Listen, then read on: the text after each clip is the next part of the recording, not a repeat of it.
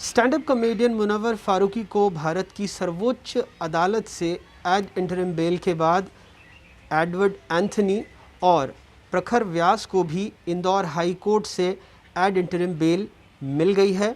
जो उनके वकील हैं उन्होंने यही दलील दी कि वो केस को मेरिट के आधार पर भी लड़ सकते हैं, लेकिन न्यायिक समानता के आधार पर उन्हें अंतरिम ज़मानत दे देनी चाहिए और जो इंदौर हाई कोर्ट की बेंच है उसने ऐसा किया भी।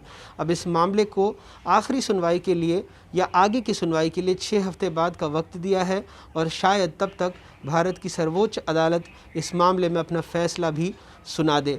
तो अब इस मामले में stand up comedian Munawar Faruqui, Edward Anthony, Prakhar Vyas, प्रियम व्यास, इन 4 लोगों को ज़मानत अभी तक मिल चुकी है। सदाकत और नलिन यादव ये अभी भी इंदौर सेंट्रल जेल में ही हैं। नलिन यादव का मामला सुप्रीम कोर्ट में उनके सारे कागजात चले गए हैं। सदाकत की जो ज़मानत है वो 2 बार सेशंस कोर्ट ने ख़ारिज कर दी है। वहाँ पर जो उनके वकील थे उन्होंने मंगलवार को ही उनकी ज़मानत ख़ारिज हुई दूसरी बार, क्योंकि दलीलें पिछली बार की तरह ही रखी गई थीं और उन पर भी न्यायिक समानता के मामले में उनसे ज़मानत मांगी गई थी।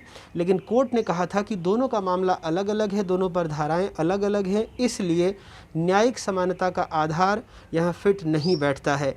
1 जनवरी का मामला है इंदौर के कैफ़े मुनरो में, जब ये प्रदर्शन हुआ था और हिंद रक्षक सेना जो वहाँ की विधायक है मालिनी गौड़, उनके बेटे एकलव्य सिंह गौड़ सह संयोजक हैं, उनकी एक संस्था ने इस पर आपत्ति दर्ज की थी। उनका कहना था हिंदू देवी देवताओं का मजाक बनाया गया है, गृह मंत्री अमित शाह का मजाक बनाया गया है और इस तरह की बातें कही गई हैं जो आपत्तिजनक है। तो पुलिस ने इसके अलावा जाकर कोरोना प्रोटोकॉल की धाराओं को तोड़ने, भीड़ जमा करने जैसी और भी कई धाराएं लगा दी और लगभग 40 दिनों से ये सारे लोग जेल के अंदर हैं।